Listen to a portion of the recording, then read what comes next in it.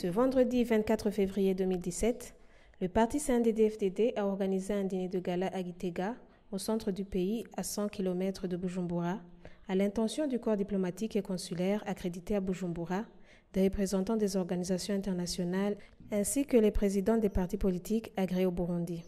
Dans son mot de circonstance lors de ce dîner, le secrétaire général du parti au pouvoir, Évariste Ndayishimiye, a indiqué que c'est la première fois que le CNDD-FDD organise un dîner de gala aux hommes politiques et diplomates. Le général Ndayishimiye a passé en revue la situation politico-sécuritaire du Burundi depuis 2015. Ce qui s'est passé en 2015 dans l'oscillage du processus électoral n'était pas nouveau.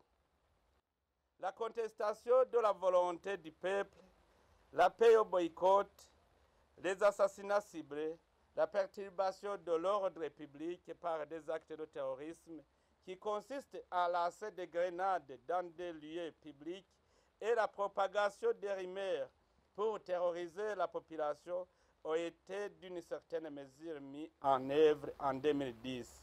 Mais le dialogue a toujours été le leitmotiv pour ramener le Burundi sur la voie de la stabilité. Il a notamment signalé que, malgré les difficiles moments de crise politique, le Burundi est devenu un pays paisible. Vous avez eu le temps de suivre de près l'évolution de la situation sécuritaire de notre pays. Vous aurez remarqué que le début et la fin de l'année 2016 ont été tout à fait différents en matière de sécurité.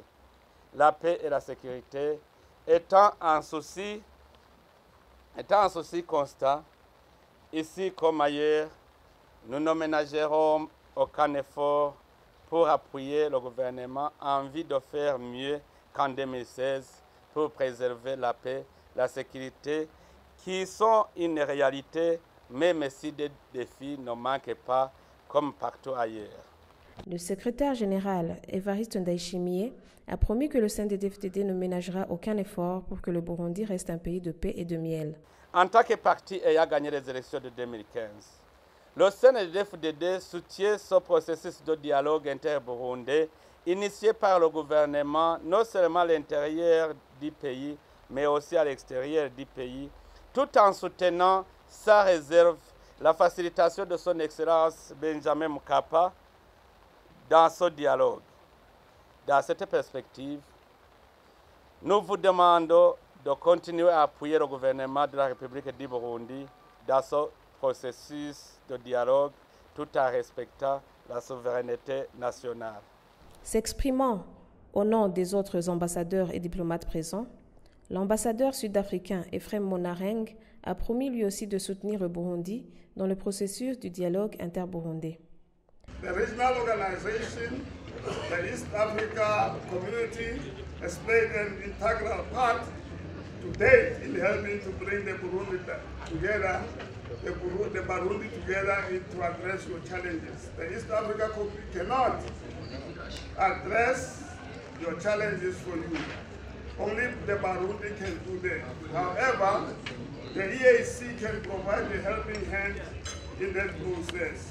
We, the international community, can also offer a helping hand, and we will provide the support you may need in that process. Prenant la parole à son tour, Abel Gashatsi, qui a parlé au nom des partis politiques agréés, a émis son souhait de voir les exilés politiques et autres réfugiés rentrer au bercail pour se joindre aux autres Burundais dans la construction du pays. Nous voudrions profiter de cette tribune pour lancer un appel vivant à tous nos compatriotes aujourd'hui en exil de rentrer au pays, car nous les attendons à bras ouverts pour construire ensemble un Burundi paisible et prospère, et surtout préparer ensemble les élections de 2020. Signalons que ce dîner avait été précédé par une sortie touristique débutée à Bujumbura.